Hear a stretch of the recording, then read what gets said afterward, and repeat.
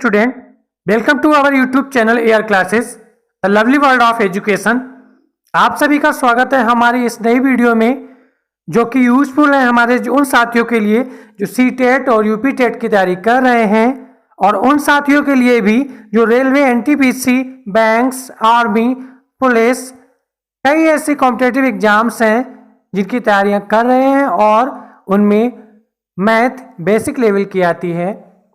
जैसा कि अक्सर आपने देखा होगा, हम लोग क्या करते हैं, हायर लेवल की मैथ पढ़ लेते हैं, उसके चलते हम बेसिक नॉलेज जो है मैथ की थोड़ी वीक हो जाती है।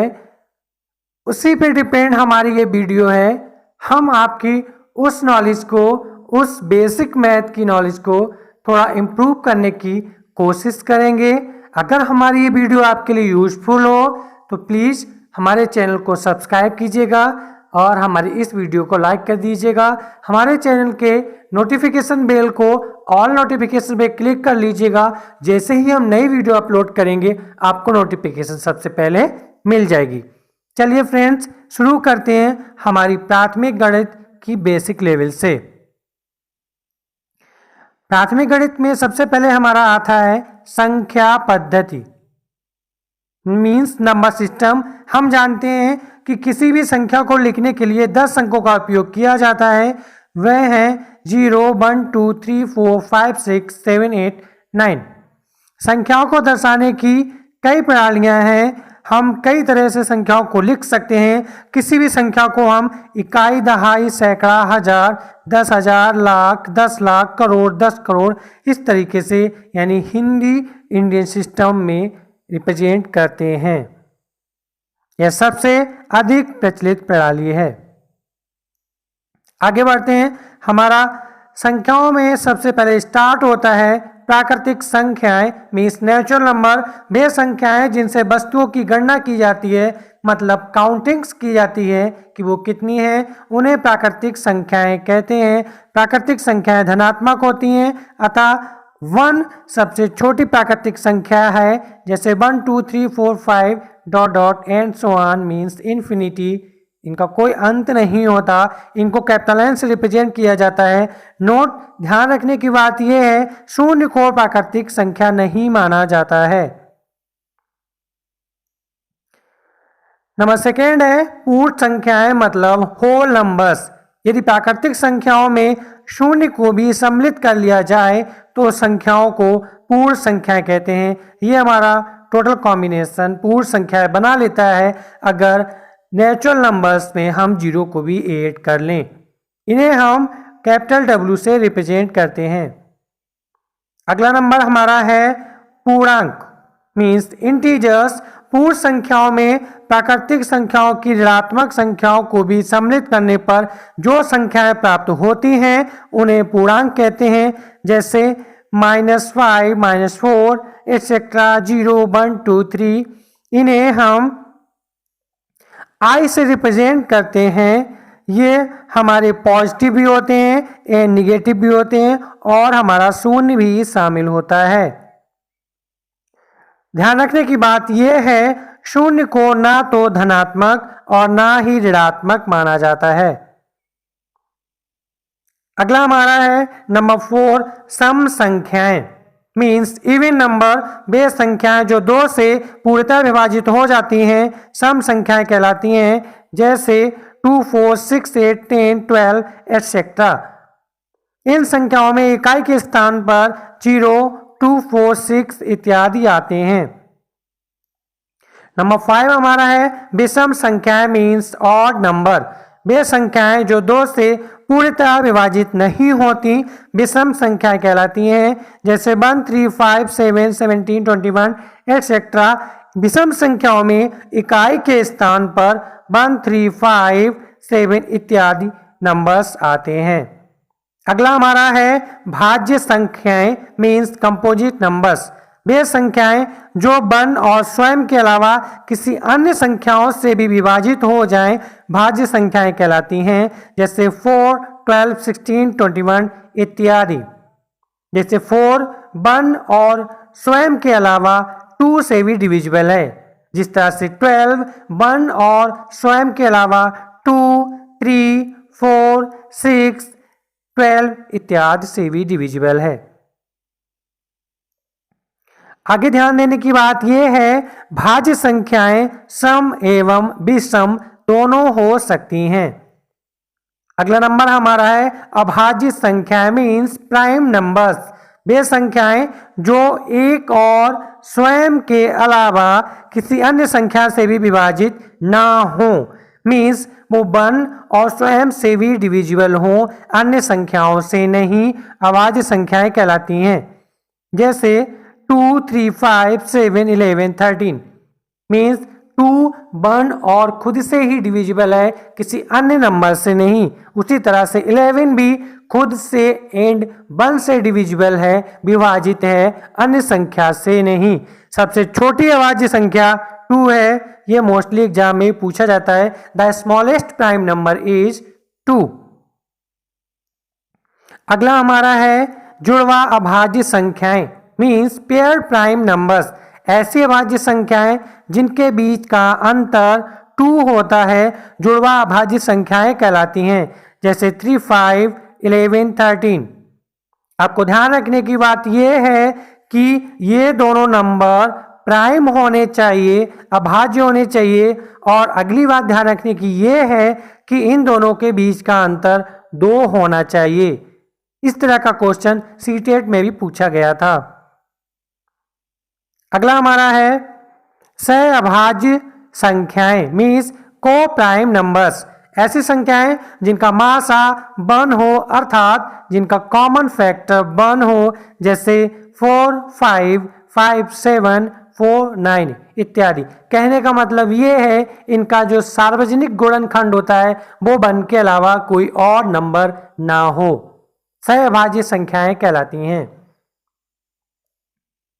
अगला नंबर हमारा है संपूर्ण संख्या, वह संख्या जिसके सभी अपवर्तकों का योग संख्या के मान से 2 गुना होता है। जैसे 1 से 100 तक के बीच केवल 2 ही संपूर्ण संख्याएं हैं। Example 6 and 28। 6 के अपवर्तक हैं 1, 2, 3, 6। जब हम इनको ऐड करेंगे हमारा आंसर आएगा 12, जो कि 6 का 2 टाइम्स है, मतलब 2 गुना है। अगला नंबर है 28, ये है हमारा, इसके अपवर्तक है 1, 2, 4, 7, 14 एंड 28। जब इन सभी का हम ऐड करेंगे तो हमारा आएगा 56, मीन्स 28 का 2 गुना है। यह हमारी कहलाती हैं संपूर्ण संख्या। केवल 1 से लेकर 100 तक के बीच 2 ही संपूर्ण संख्याएं हैं, 6 and 28। आगे बढ़ते हैं। अगला हमारा है रामानुजन संख्या मीन्स रामानुजन नंबर, वह संख्या जिसे 2 संख्याओं के घनों के योगफल के रूप में 2 अलग अलग तरीकों से लिखा जा सके। रामानुजन संख्या जो हमारी है वो है 1729, 1729। इन्हें हम 2 तरीके से लिखेंगे, 10 cube plus 9 cube and 12 cube plus 1 cube. अगला है हमारा परिमेय संख्याएं मीन्स रेशनल नंबर, ऐसी संख्याएं जिन्हें p/q के रूप में लिखा जा सकता है, जहां q इज नॉट इक्वल 0, परिमेय संख्याएं कहलाती हैं। जैसे 3/5, 7/9 एक्सेट्रा। p अंश है और q हर है। ध्यान देने की बात यह है, हमारा जो हर है वो 0 नहीं होना चाहिए, अदरवाइज वो हमारा परिमेय नंबर नहीं होगा, यानी परिमेय संख्या नहीं होगी। जैसे कि हमने 1/0 किया तो हमारा आंसर आएगा इन्फिनिटी, जो कि अनडिफाइंड है, ये एक परिमेय संख्या नहीं है। आगे बढ़ते हैं, फिर कुछ इंपॉर्टेंट पॉइंट्स हैं। जैसे कि पहला, प्रत्येक प्राकृतिक संख्या एक परिमेय संख्या है। प्रत्येक पूर्ण संख्या एक परिमेय संख्या है। पूर्ण संख्या में हमारा 0 भी आता है, तो आप देख सकते हैं 0 एक परिमेय संख्या है, क्योंकि इसे 0.1, 0.2, 0.3 इत्यादि रूप में लिखा जा सकता है। प्रत्येक पूर्णांक हमारा एक परिमेय संख्या है। आगे बढ़ते हैं, अपरिमेय संख्याएं मीन्स इरेशनल नंबर्स, वे सभी संख्याएं जो परिमेय नहीं होती हैं और जिन्हें P/Q के रूप में व्यक्त नहीं किया जा सकता अपरिमेय संख्याएं कहलाती हैं, जैसे पाई, √2, √5, √7 एटसेट्रा। ध्यान रखने की बात यह है कि सभी अंडर रूट वाली संख्याएं अपरिमेय नहीं होती।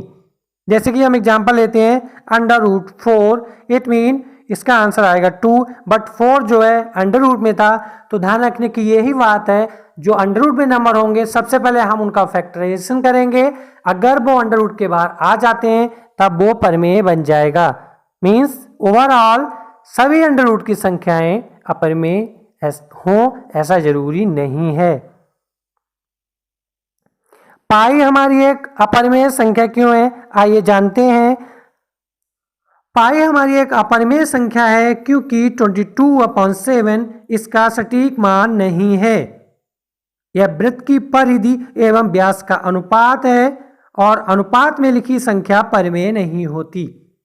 अगला नंबर हमारा आता है वास्तविक संख्याएं मीन्स रियल नंबर्स। परिमेय एवं अपरिमेय संख्याओं को सम्मिलित रूप से वास्तविक संख्याएं कहते हैं, जैसे 22/7, पाई, √2, √3 एटसेट्रा। इन्हें कैपिटल आर से रिप्रेजेंट किया जाता है। वास्तविक संख्याओं में सभी संख्याएं आ जाती हैं केवल अवास्तविक संख्याओं को छोड़कर, वो एक दूसरा पार्ट हो जाता है। वास्तविक संख्याओं में परिमेय संख्याएं, अपरिमेय संख्याएं, पूर्णांक, नेचुरल नंबर्स, होल नंबर्स इत्यादि सभी संख्याएं आती हैं।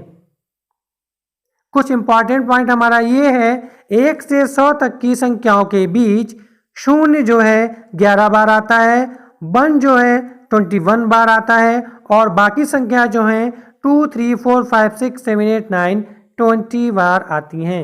ये ध्यान रखने की बात है, एग्जाम में भी अक्सर पूछा जाता है।